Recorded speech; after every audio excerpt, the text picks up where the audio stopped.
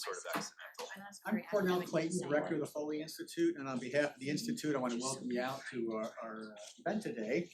This is part of our ongoing series on the future of liberal democracy.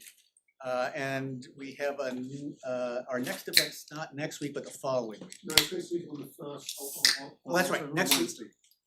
That's right, I have my colleague speaking next week. Yes. So, today, though, we're fortunate to have with us Patrick Deneen, who is a professor of political science at University of Notre Dame, where he has taught since 2012. He is the author or editor of 8 books and dozens of articles on a variety of subjects. His best-selling 2018 book, Why Liberalism Failed, has been translated into more than 20 languages and was recommended by former President Barack Obama. Dr. Deneen has taught previously at Princeton University and at Georgetown University, and was a special assistant and speechwriter for the director of the United States Information Agency from 2005 to 2007. His most recent book, and the subject of today's talk, is Regime Change Toward a Post-Liberal Future, published in 2023 by Penguin Random House. Join me now in welcoming Patrick Deneen to the podium.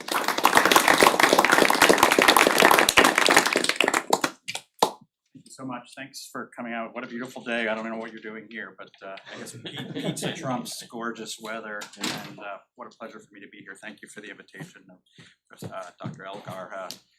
And what an honor also to be in a program named for the great Tom Foley, who I greatly admire. I got to meet him a few times, and he really was one of the great figures, I think, of 20th century American politics.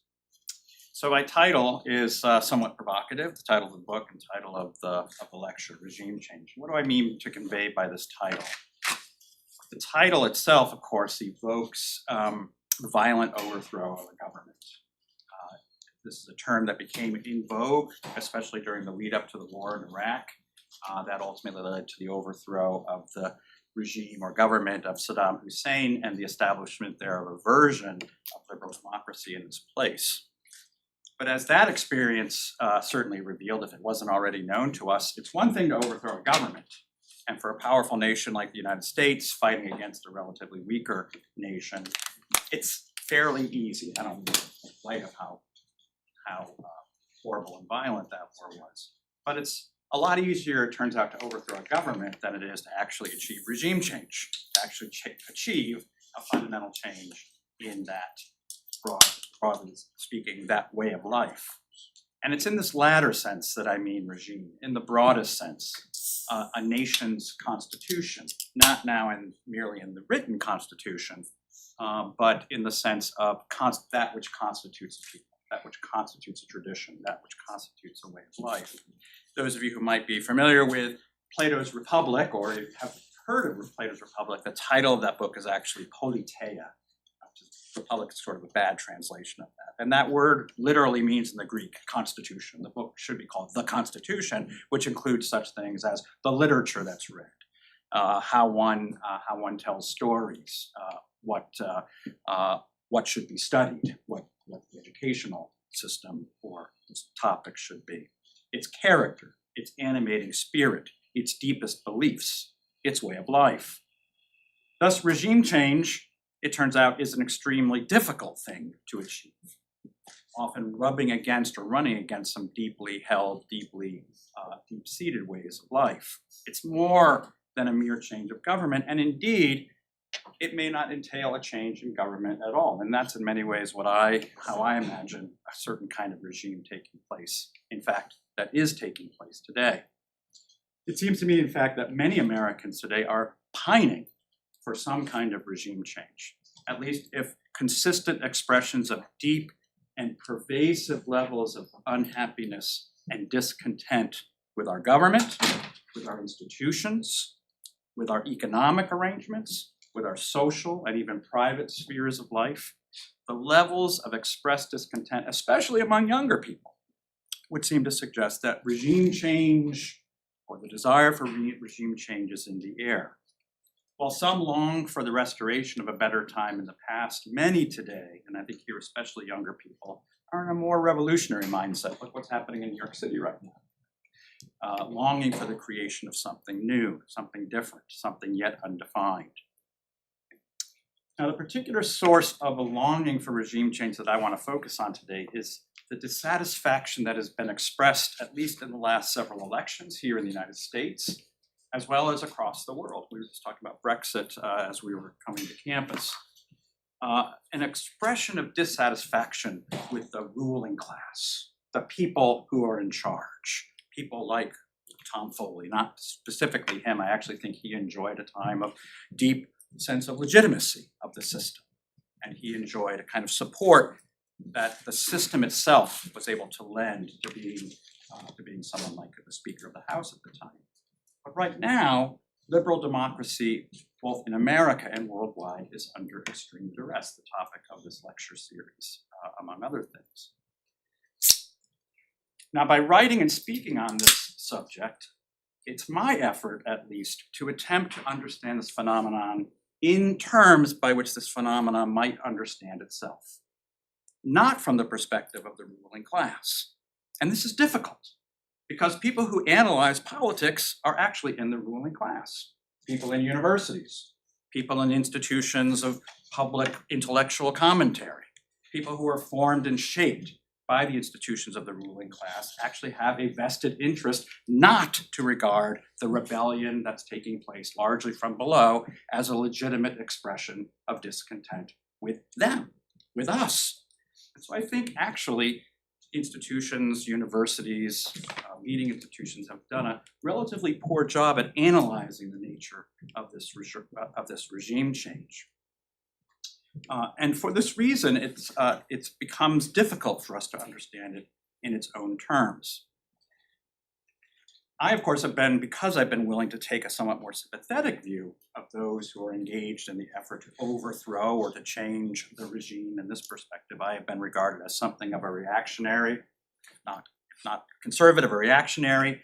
And yet, as you'll see today, much of what I argue and much of the material that I have relied upon has primarily found its sources in what was once the political left.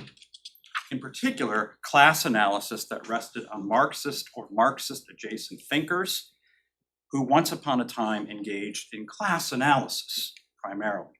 And the figure that above all, whose work has been most influential in my own thinking, is the late Christopher Lasch. Some of you may recognize his name. If you don't, I hope you will. If nothing else from this lecture, you will take the time to look up the lead essay of his 1995 book, The Revolt of the Elites, which proved to be a far-seeing and insightful prophecy about the likely rebellion that would arise from a populace who increasingly perceived the ruling class not to be ruling in its interest, not to be ruling in the interest of the working class, but in its own interest. And what's quite striking today is that those who are most likely to engage in this form of analysis, the one that Lasch did from the left, are likely to be people on the political right today. This is just itself worthy of reflection and discussion. It's a really remarkable phenomenon. So to begin with the actual topic then. Regime change requires many things, but in the first and the main instance, it requires not necessarily overthrowing a government, but destabilizing and ultimately overturning an existing and largely unquestioned belief by which a ruling class is perceived to be legitimate.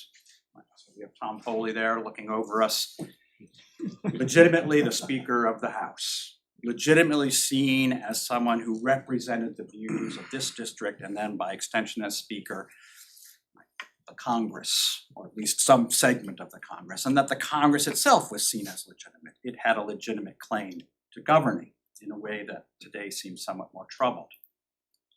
For instance, to make a change from a form of hereditary aristocracy to democracy, which took place around the time, among other things, of the American Revolution. Sorry, Dr. Elgar.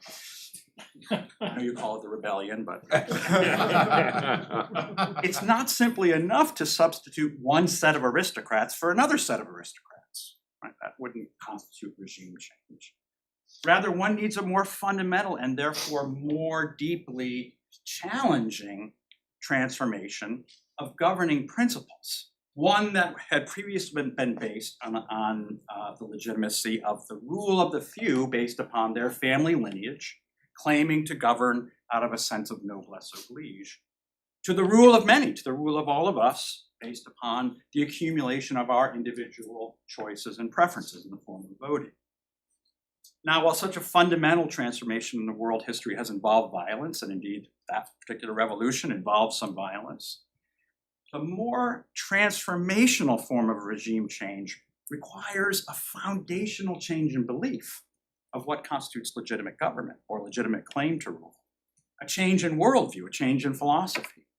And thus this becomes quite substantially a project of political philosophy. And this is the kind of regime change that I've been exploring. At base then, regime change always requires the remaking of the ruling class and the change, the shift in understanding of what is their legitimate claim to govern. The ascendancy of our regime, what we broadly call liberalism or liberal democracy, has rested upon the governing claims of a new kind of an elite. And it's curiously an elite that claims that it is not an elite, because we are, of course, a democracy, but it is, in fact, in some ways, part of an egalitarian system.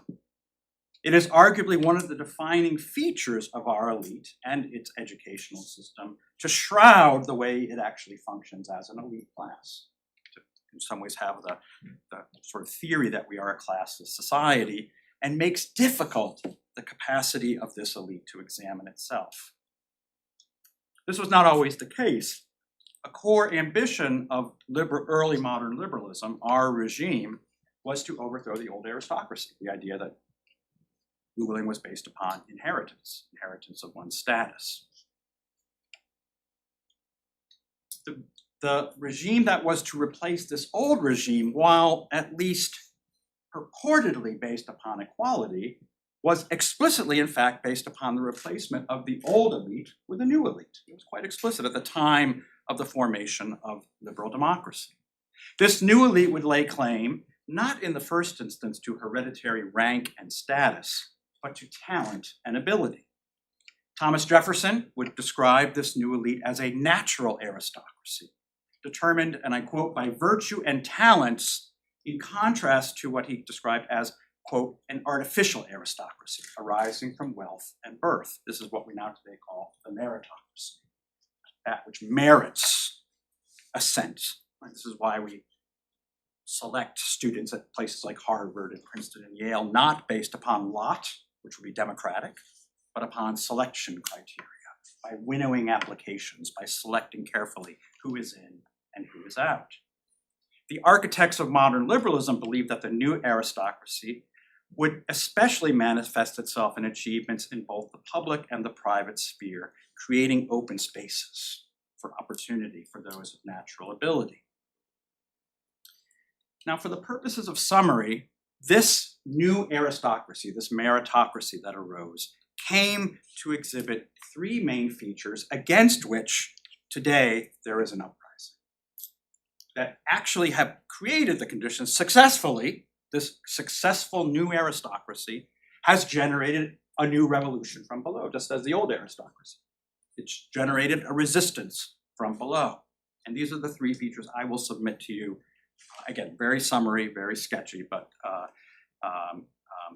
meant as a sketch, not sketchy, meant as a sketch that you might think they're sketchy, that I want to just reduce this class to understanding, enabling us to understand them. The first of these, a kind of fluid relationship to geography and place. A fluid relationship to geography and place. If we think of the old aristocracy was notable for its deep relationship to place. Just think of the names of the old aristocracy. Right? If you're German, you're van, of. Or if you're Dutch, you're van Gogh. You're of Gogh. You're van Trapp. Victor van Trapp. Is that the guy, right? What was his name? Van Trapp? Yeah, I can't remember his first name. But You have to be old to know that. Yeah. Sorry. Sound of music, but that's the aristocracy, right? He was an aristocrat. What does van mean in that case? He is from Trapp. Van Gogh. If you're French, de Tocqueville, you're of Tocqueville. If you're Swedish, it's slightly different. You're the son of Johann, or you're the son of Peterson, Johansson, and so forth. These various indicators, among other things, stress the way in which the old aristocracy was located in a place and in a tradition, whereas the new aristocracy reflects a kind of commitment to being placeless, precisely because the new aristocracy has to be capable of being drawn from everywhere. The meritocracy is not going to be located in one place. And thus, this develops into a suspicion toward all forms of parochialism and comes to regard borders and divisions and separations as arbitrary and eliminable, as the objects of suspicion. Again, this might sound somewhat familiar to you given our contemporary politics. Secondly, because, of course, the new meritocracy is developed in opposition to the old aristocracy, it takes on an oppositional stance toward one of the key aspects of the old aristocracy, which was a deep kind of embedding in the cultural traditions, the cultural inheritances, the historical inheritances of that tradition. And just think of what we like about old Europe. When we go to travel to Europe, we enjoy going to look at the churches and the old buildings and the squares and the fountains and so forth. That's all exemplary of this older aristocratic society in which the culture is sort of demonstrably public and meant to be something that everyone is to partake in and to be formative of the worldview of those people, carrying forward the past into the present. The new meritocracy, the new ruling class, has a suspicion toward and even hostility toward inherited cultural forms and traditional practices as a marker of the old aristocracy. It's indeed the case that we have to liberate ourselves from those older forms, those older traditions, and so that this will eventually manifest itself in a suspicion toward and even hostility toward the past, toward history, toward the supposed heroes of the past, toward the supposed virtues of the past.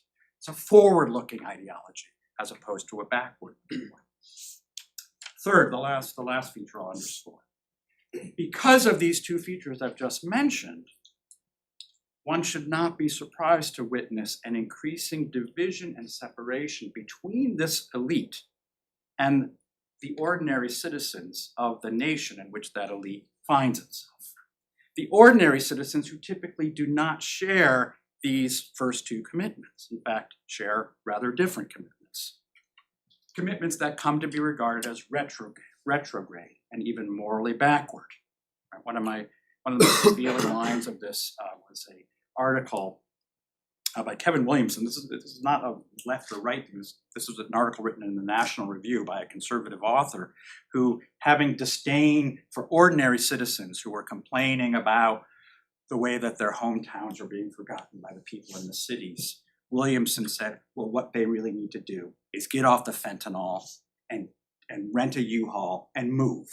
That's what's here. It's kind of, you people are backwards. You're stuck in these parochial places. Get up and move to where things are happening. Don't stay in them. This is a conservative argument. I see like the look of perplexity on your face. This is typical American conservatism. Each of these features these three features reflect a deep and underlying commitment to a liberal idea of liberty, as one would expect. One, a form of liberty or an ideal of liberty untethered from particular bonds or inheritances that are not freely chosen, that we have not freely chosen. Now, this is reflected on the right by the belief that almost the entirety of the world should be governed by a kind of market freedom. A market ideal should govern. The freedom to choose anything, the open freedom to choose everything is ultimately kind of the trajectory of the market ideal. And on the left, the belief, the ideal of liberty, of personal identity, particularly linked to liberty from the limits of the body. And this is especially expressed on the left through forms of sexual liberty and sexual liberation, but not only. And these two forms of liberty that we tend to think as sort of contesting with each other actually become mutually reinforced. You know, our left and right, in the sense, have worked hand in glove together, advancing this ideal of liberty. Now, this new elite that I'm describing, this new class, as it's been called, was dubbed with the description of managerial elite by James Burnham in 1941 in his book, The Managerial Revolution. Again, if you want to read a text that I think deeply prophetic about the nature of this new class, you could do a lot worse than reading this book from 41 by James Burnham. And if you need any extra incentive, this book, among other things, served as partially the inspiration of George Orwell's 1984. Big passages of 1984, more or less just kind of not quite stolen, but modified, slightly adjusted in that text. Some of the speeches that are given. What's his name? He's got an Irish name. Murphy. Yeah, forgetting all my names today. O'Brien. Thank you. O'Brien. Yeah, that's the guy. He's a Murphy or he's an O'Brien. Now, writing in 1941, as the war effort in the United States was ramping up, Burnham anticipated that those involved with planning, the manipulation of information and data, policy expertise, and increasing focus on abstract reasoning and logic would displace the old form, the old elite, the old ruling class. In other words, the old industrial oligarchs who were being displaced for control of wealth and opportunity and status. Right? I'm in the town of Pullman, which I'm quite aware who this town is named for. You should all be aware of who this town is named for. If you don't know George Pullman, there's an old aristocrat. Like building railroad cars for aristocrats, and becomes an aristocrat, becomes a kind of oligarchic aristocrat. But this is a very different kind of new class in which the manipulation of symbols rather than the kind of extraction of resources and the building of things will be the kind of central source and means of attaining power, wealth, opportunity, and status. Taking the place of these old oligarchs like Pullman would be those who were identified and trained to manage symbolic objects, numbers, letters, logical sequences, data today. And they would manage these phenomena in both the public and the private realm, scientists and engineers, finance executives and the consultant class, financiers and investors. Right? All the jobs that you guys basically are hoping to get. Right? How many of you are hoping to make luxury train cars as the object and aim of your life? Maybe a few of you. But for the most part, where does the power, status, wealth, positions lie in our society? It's in this area. And if you're in a university, you're oriented toward those kinds of jobs. The skills that involved in manipulating abstract information, designing systems, and directing policies would become the key possession of these elites. These skills would constitute the new source of the elite's power, status, and wealth. This is Burnham, and I'm quoting, "If you wish to put it that way, these skills would be the property of the managers. This would be the property of the managers. And that is quite enough to place them in the position of the ruling class." Now think about this. You may have heard that phrase, "you will own no property." This is like the World Economic Forum is telling you will own no property. And for most of you of a certain age, this is true. You will own no property. But that's part of the system. Why would you want to own property if you have the skill set? You don't need to be bogged down with land and music albums and books. You can stream it all and you can access it all on the internet. You don't need any stuff. You won't have to own cars, even if we theoretically do, because we'll just call whatever robotic auto-driven car to come and drive us somewhere. Notice that what Burnham is really anticipating is a society that will move from the old form of ownership to ownership as a set of skills that allow me to navigate a world in which I do not have to be in a place. In fact, now much of this is done virtually. Notice that word virtual. It's everywhere. Nowhere is everywhere. The virtual reality is all around us. The rising role of the state was, of course, a significant source of this transfer of power. It would matter less who owned the materials, like the old aristocracy, then who controlled the overall distribution and value through the avenue of public and quasi-public policy? Burnham foresaw that there would be a separation of ownership and control. There would be still people might own businesses. They wouldn't necessarily control those businesses in a way. Who would control it? Well, people who ran the policy out of places like Washington, D.C. And so this separation would mean that there would be an advantage in no direct ownership, property ownership in the major instruments of production. Rather, control of state and quasi-public institutions such as media, educational institutions, nonprofit sector, corporate boards would become the prizes of this new class. Not owning an oil company, but owning the ability to manipulate people who own an oil company. That would be where the real power was. Control over the instruments of production will be exercised by the managers through their de facto control of state institutions. I'm quoting Burnham now. Through the managers themselves occupying the key directing positions in the unlimited state in which managerial society would be fused with the political economic apparatus. That's Burnham since 1941, and it's pretty extraordinarily prophetic, I think. Now, the ascent of this new aristocracy was not going to be because Carnegie went out and started working in a steel mill and eventually gained ownership of it.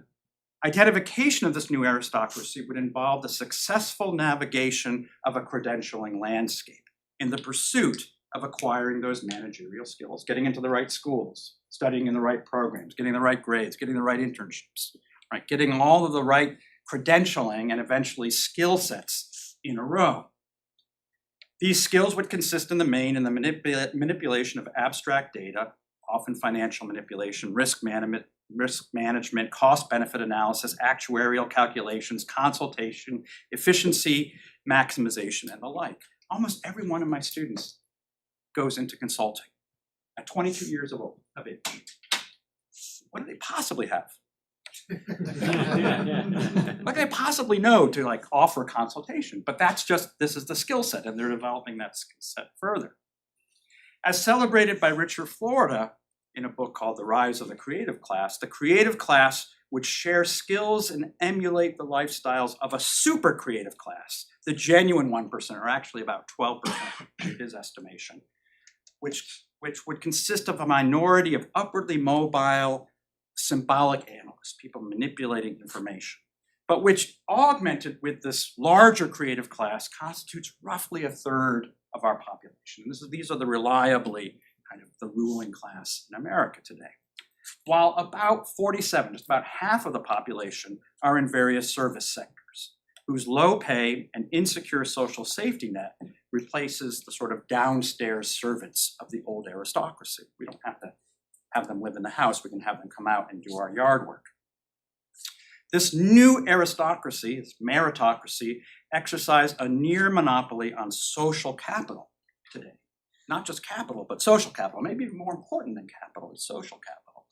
Congregating in select urban areas or near those urban areas, geographic enclaves that often absorb or consist of some of the most charming towns and villages in the United States, while excising any actual traditional cultures that might once have been the distinguishing mark of those places. I taught last year at the University of Colorado. I got to live in Boulder for a year. That's exactly one of those places. It's exactly where the super creative class now lives, including Elon Musk's brother.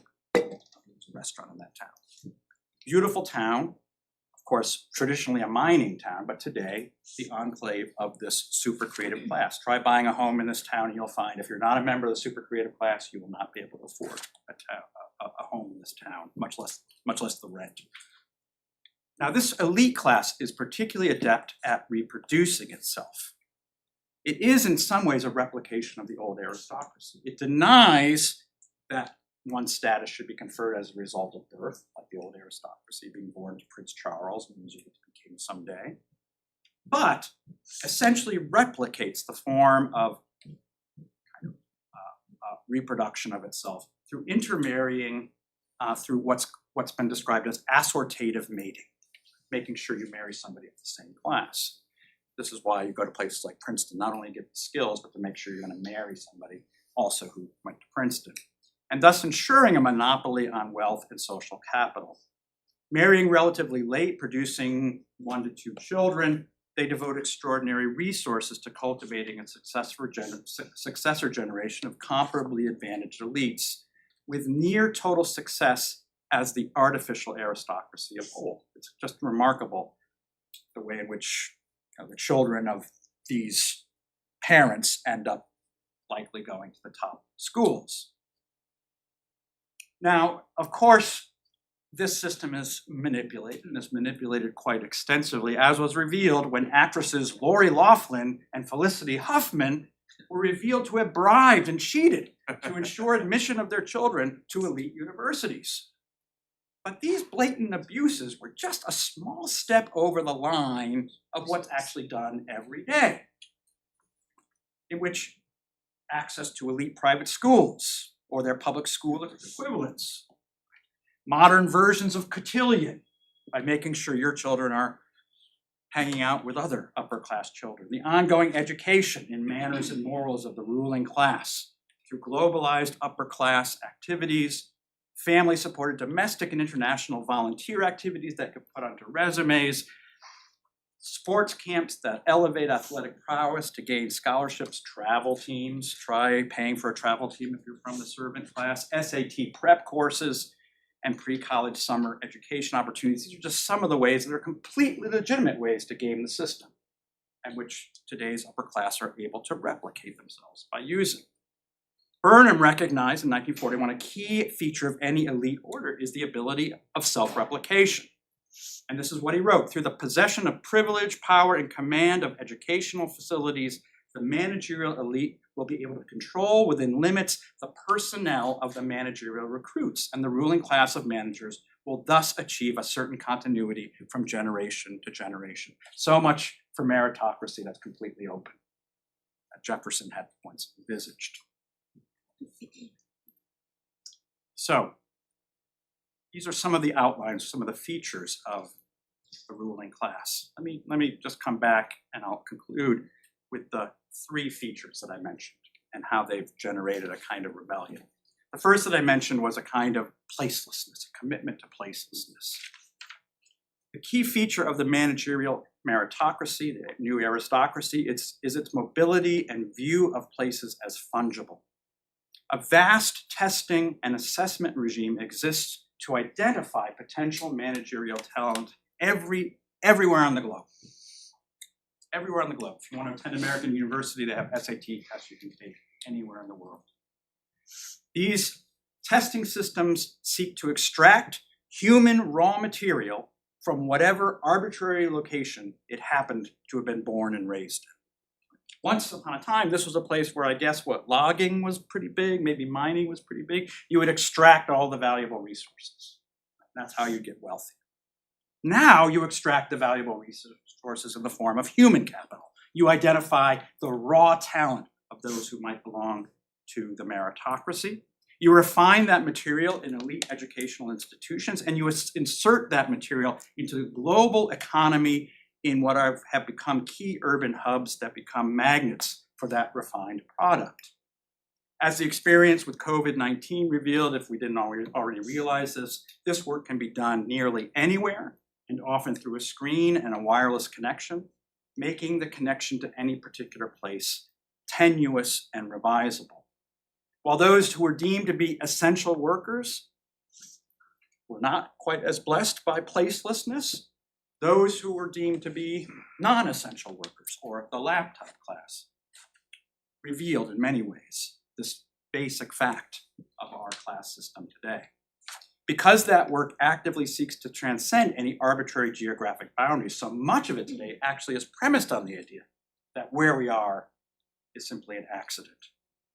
Its denizens, those who are members of this class, have become the most critical toward any residual form of nationalism or parochialism as forms of prejudice and bigotry, and rather support advancing a project of globalization and borderlessness that serves as a key economic advantage to people with highly deracinated abstract skills of the sort I'm describing. Its political alignment with immigrants and refugees who also benefit from mobility naturally, while offering the managerial set a steady supply of low-cost labor, serves today as the shroud of egalitarian self-congratulation and a corresponding condemnation of those working classes who seem still to have some residual strong sense of devotion to their places. I offer that as thesis one for the source of the rebellion from below. Secondly, the managerial meritocracy rests upon an assumption that the past is largely irrelevant and even a hindrance to the advancement of the abstract economy, resting upon the manipulation of information, data, and symbolic analysis. Cultural forms and practices that are often the carriers of tradition and memory must be displaced, and here placelessness is part of this. And in their stead, culture is reconstituted as forms of multiculturalism, and so extracted from any comprehensive form of culture, and quite often then turned into consumer products and goods. So the restaurants have gotten a lot better, but this is not actually a culture, right? It's not, going to a Thai restaurant is not deeply engaging in Thai culture. Good to tell you. Detached then from broader continuities and contexts of meaning, culture then is evacuated of what Philip Rieff called interdicts. Cultures exist primarily as forms of interdicts. Thou shalt not. Thou shalt not. Interdicts. But rather, what maybe once was an interdict is repackaged through commodification. Thus, in a way, liberating everyone in society, but especially liberating the ruling class from those interdicts who can successfully manage a flattened society, a culturalist, or as I've described it, an anti-culture, while leaving the ordinary classes without those set of interdicts, which proves to be extremely challenging for the lower classes. Arguably, among other things, leading to the kinds of places and the kinds of difficulties that our fellow citizens are having in parts of the country that are deeply challenged by drug abuse, alcohol abuse, shortening lifespans, the inability to marry, the inability to raise families, the inability to stay out of prison and jail, and so forth. A final defining feature of this new elite is their near complete disassociation, of the new class from the lower and the working classes. This is what Robert Reich, already in 1991, wrote about in an article, again, really worth reading, an article called The Secession of the Successful. He was noticing this in 1991, and which was explored some decades later by Charles Murray in his 2013 book, Coming Apart. In fact, indeed, I actually think that in a lot of ways, it was this phenomenon that actually led to the defeat of Congressman Foley, that the growing suspicion by the working classes toward the ruling class that was increasingly associated with the Democratic Party had shifted the electorate. It shifted the electorate in a way that we now see manifest in our politics today. Educational and geographic separation is a marked feature of this new ruling class. But of course, it's also geographic location in a number of high-status urban areas around the country. And again, I recommend those of you who have not read Charles Murray's book, Coming Apart, that you give it a read. It's a really striking quantitative study of how deeply separated we are geographically in this country. The working classes, by contrast, often rely and prefer a thicker web of ties in their home communities, finding it difficult, maybe even unthinkable, to pull up stakes for economic advantages elsewhere. And America learned about some of these conditions when they read and made a bestseller out of now Vice President Vance's 2016 memoir, Hillbilly Elegy. Now, it's striking that we only learned of that because J.D. Vance got out of his town, got off to Ohio State, joined the military, and then got into Yale Law School. So he's a meritocrat, but he's a class traitor. Let's face it. He's a class traitor who's revealing the secrets of the ruling class. As described by the French sociologist Christophe Guilly,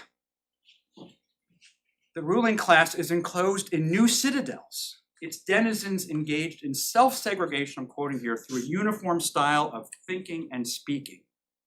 Its residents enjoy a monopoly of the benefits of globalization while draping a fig leaf of diversity, and I'm quoting, over their privilege. They seek to portray their commitment to a, quote, faux egalitarianism, while in fact viewing the new ancients living in the periphery as backward-looking, unqualified, and weak-minded. And disregard for the people outside of the new citadels. What Guy is describing as the sociological condition of France today is true in nearly every advanced liberal democratic nation, all of which are experiencing these forms of rebellion from below.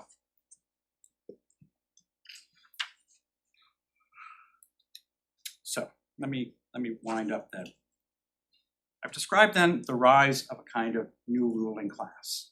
I preface that by saying that in our own historical memory, America was founded and formed on the rebellion of a people against an old ruling class. And that rebellion was part of a fundamental shift of thinking about what constitutes the legitimacy of the ruling class.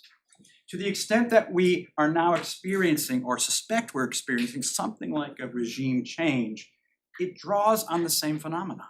We're witnessing the same phenomenon, maybe not to the point where we're about to have a revolution, although we're certainly experiencing a rise of political violence, as we're all quite well aware of, but in which the ruling claims of the elite that was to replace the old aristocracy are no longer accepted as legitimate by those who are governed by them. What would then a post-liberal political order look like? Well, there are various offerings on the table, but at least the ones that I suspect we can already see, and we may see develop further, would be the reversal or a correction to those three that I have described here to you today. In the first instance, we would expect, and we should not be surprised, renewed forms of stress and identification with place. And that's reflected today, especially in the insistence on the priority of nation, including the prioritizing of national economy, strengthening borders, in some cases, deporting immigrants, the use of tariff trade policy and forms of national investment to strengthen key industries. These all represent a kind of frontal assault and confrontation with the claims and practices of the ruling class. Secondly, against the hostility to a sort of national or civilizational culture and a past, we can expect to see effusive celebrations of national history. And if you don't think you've seen that quite yet, just wait until July of this coming year, the 250th anniversary of the Declaration of Independence. Sorry again, Richard, in which I thoroughly expect we will see effusive celebrations, not just a parade in Washington, D.C., but lots of parades involving lots of effusive markers of national history, national identity. So, extraordinarily, the rise and creation of a vast number of new programs, institutes, and centers in red states. We've been paying attention to this. The rise of civic institutes and programs in which, for the first time in generations, large number of conservative faculty are being hired in red states to work at state universities. Those of you who might have visions of being a graduate student in a more conservative disposition, there's probably a job for you. It's a boom industry right now. Now, if you're on the left, forget about it. But if you're on the right, it's salad days. And third, on the third front, this is where most of my interest is, and frankly, a lot of my own efforts in the book that I'm speaking about, regime change, were an effort to increase. How do we increase the mixing? How do we decrease the separation of the classes, of the ruling class, of this meritocratic ruling class and ordinary people in our society? And this is where I think it's quite difficult, in the first instance, to see any real evidence of this. I do think there have begun to be efforts to increase alternative voices and perspectives in programming and the media, maybe even lectures for faculty, more left-leaning institutions, some hiring at universities, some hiring of teachers, what's included in curriculum, and so forth. But this is an area where I think a lot more can and ought to be done if we want to decrease the level of hostility that we see between the classes today. So let me conclude simply by saying that I'm not here necessarily to defend this incipient form of regime change, although I am sympathetic with some of its sources. But my main task, I hope, has been to attempt to elucidate why we are witnessing a particular form of pressure from below in what we might characterize as a kind of regime change. And the jury is certainly out, but certainly interested in where we are heading from here. Thanks very much for your interest in it.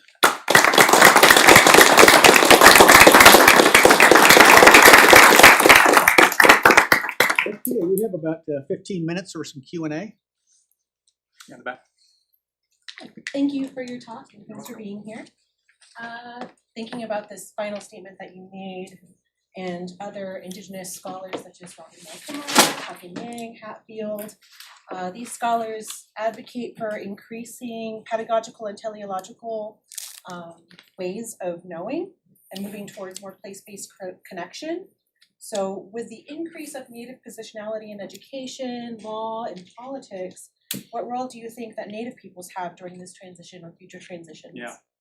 So again, I'm quite struck by the way in which so much of the stress upon place has been historically not a left or right marker. In fact, a lot of the literature on these matters comes out of the environmental movement, comes out of Indigenous studies. I had a graduate student who did an Aristotelian study of some of this literature and decided that in many ways it had a kind of deep kind of Aristotelian ancient Greek civilizational connection, which is in many ways not surprising. So I guess I would state the following, that there's you doubtless, given that you've given me a lot of names that I'm not familiar with, you doubtless know far more about this. But I am concerned about the way that the contemporary ruling class is able to absorb these critiques into this overarching, let's say, practice and philosophy of placelessness. That it's actually able to kind of absorb and tame and manifest a kind of concern for place in ways that become performative and commodified rather than governing. And we would know a lot more whether, in fact, efforts on this front are being successful when places, some of the places that I mentioned, some of the elite institutions begin examining themselves on whether or not they are complicit in a kind of what I've described as a kind of strip mining operation of talent from all over the world, without regard to where those graduates end up, without regard to where they end up pooling and concentrating. And right now, it's quite clear to me. I've taught, the schools were mentioned where I've taught, Princeton, Georgetown, and Notre Dame. It's quite clear to me that our students are ending up in pretty much one of about 5 cities in the world. That they are drawn to the financial, urban, largely wealthy centers of the world, and for good reason. But in what ways are we complicit in this kind of a society that valorizes a kind of placelessness and that undermines our ability to form deep-rooted connections with the places that we are? So I come at this less from the indigenous. The indigenous tradition is from the tradition, especially the agrarian tradition in America, especially as it's been articulated by the thinker Wendell Berry, whose work I strongly recommend and at least admire. And I think that Berry has received a lot of attention in these spaces, but not yet, I think, changed a lot of behavior necessarily. I think it'd be interesting to explore this some more. Yes, sir. It's blatantly obvious to me that we're becoming a more racist society than we were a generation ago. I get all my medical care from the VA Center in Spokane. I've had cataract surgery many years ago. There was a Chinese doctor who cleaned up my cataract several years ago on my left eye, and this is there a question here, sir? Here in my right eye. Is there a question? Can I just answer your question about whether we're more racist? The Chinese have left. Okay. Thank you. They are some of the million people. They're very capable people. If I may, so we can offer more time to some have people. voluntarily Thank you. Yes, I would simply, let me just offer as a question, and I'm not asking you to answer this, as a question whether we are more racist today than a generation ago. I would actually argue that that's a disputable claim.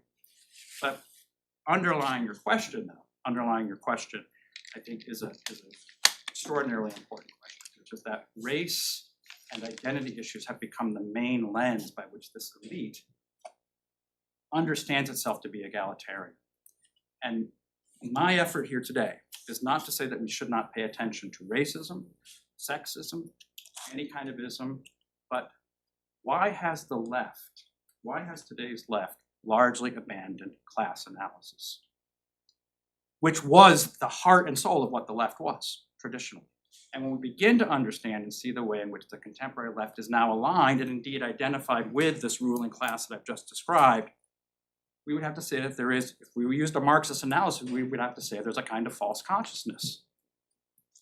A kind of false consciousness that is in fact attached to and related to the way in which egalitarianism is claimed as a matter of calling out racism, sexism, and so forth, while giving no attention to the way in which the educational system, the social system, and so forth is systematically designed to reinforce the situation and condition of that ruling class. So that would just be, it would not be to dispute that racism, so forth, remains a problem, but I think there needs to be introspection on the part of the ruling class on why that has become almost the exclusive concern, certainly at many of our elite institutions.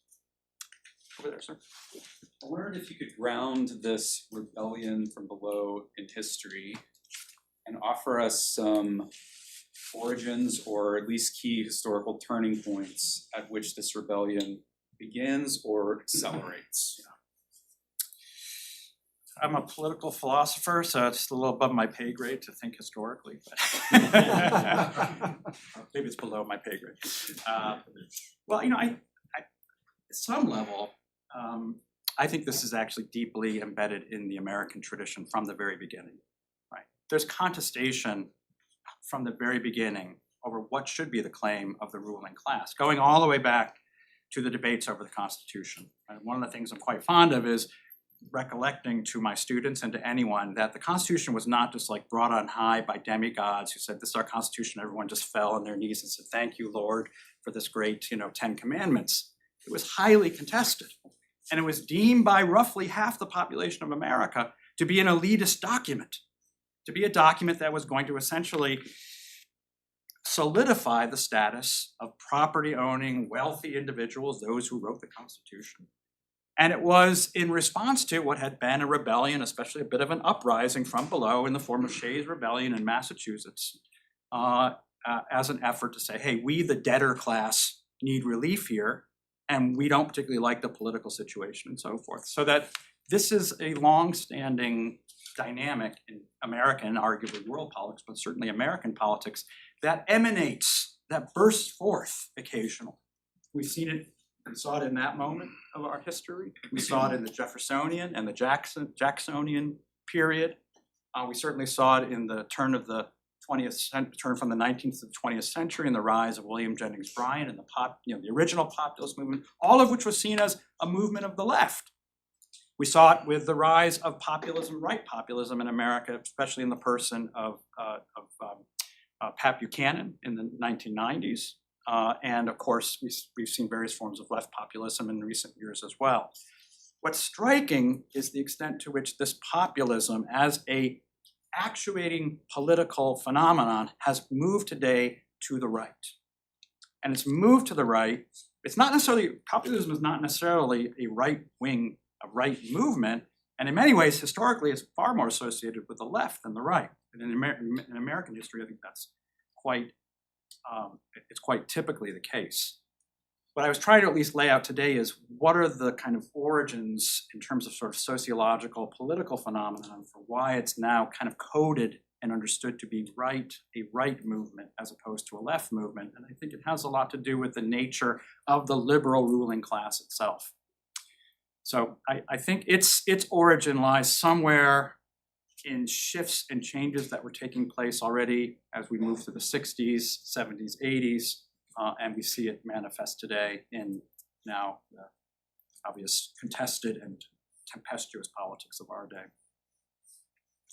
Thank you. Thank you for the interesting talk. I was curious, in terms of the political order that you would like to see emerge, what do you view as the role of the state in economic regulation and the role of labor unions? Thank you. So, this is one of the areas where I'm typically described as someone on the right, as some kind of conservative. I'm like the most pro-union person on the right you might want to come across. What I'm describing is when I say there's a liberal ruling elite, the liberal ruling elite transcends the left and the right, or what we used to think of as the left and the right. That there was a right liberalism that stressed market, we call it today neoliberalism, but it's just liberalism, it's just market liberalism, classical liberalism, which stressed especially this view of the kind of economic meritocracy, right? The kind of Darwinian effort to simply be successful in the market system. And of course, we have a political liberal left, which emphasizes progressive politics, that has involved efforts to detach people from the old forms of oppression, to liberate people from whatever traditions, cultural impediments to realizing their true nature, their authenticity. And I think that one of the reasons why this is a particularly difficult moment for many Americans is because all of that is scrambled.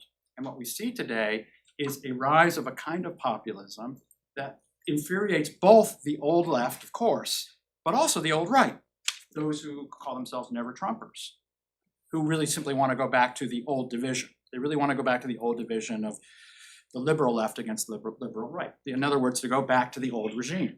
And the recognizable division in that old regime was a division within liberalism itself. Why we're encountering this as regime change is because one party increasingly is a liberal party, and one party increasingly is the not liberal party, which includes such things as economic interventions in the marketplace in the form of course, tariffs and manufacturing and investments and so forth. And I think certainly if we listen to J.D. Vance when he was senator, is pro-union and seeks to break up monopolies. Now, that's a remarkable phenomenon to have that as the one-time Republican Party now one heartbeat away from the president.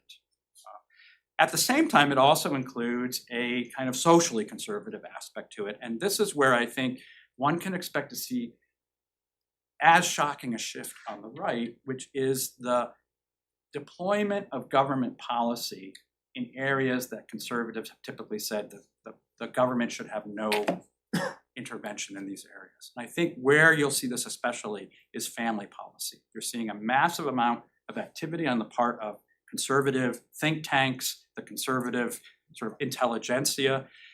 This may not be on your radars, but Heritage Foundation, which was founded as Ronald Reagan's foundation in the 1980s, has just in the last couple of weeks declared that it will be devoting massive amount of its resources to developing family policies, family-friendly policies. How do you increase marriage and how do you increase childbirth in the country?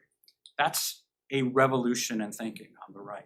So I think it's in these areas in some ways where you could say restraining the libertarianism of the marketplace and correcting the libertarianism of the social sphere is where this new right, in a sense, is its trajectory lies.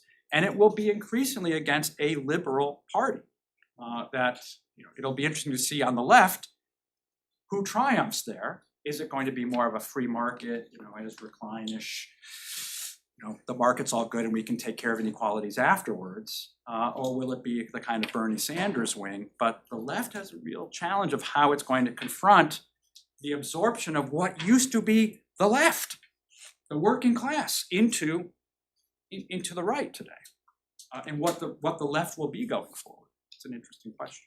So thanks very much. I'm afraid I'm going to have to cut it off because our time is up. I don't see anybody rushing. Before we thank our guest, let me remind you again, this series continues next week. My colleague Olivia Chrisley will be speaking about the rise of right-wing politics in Europe.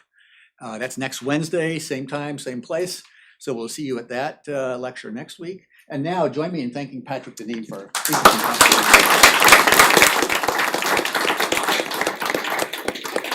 Okay,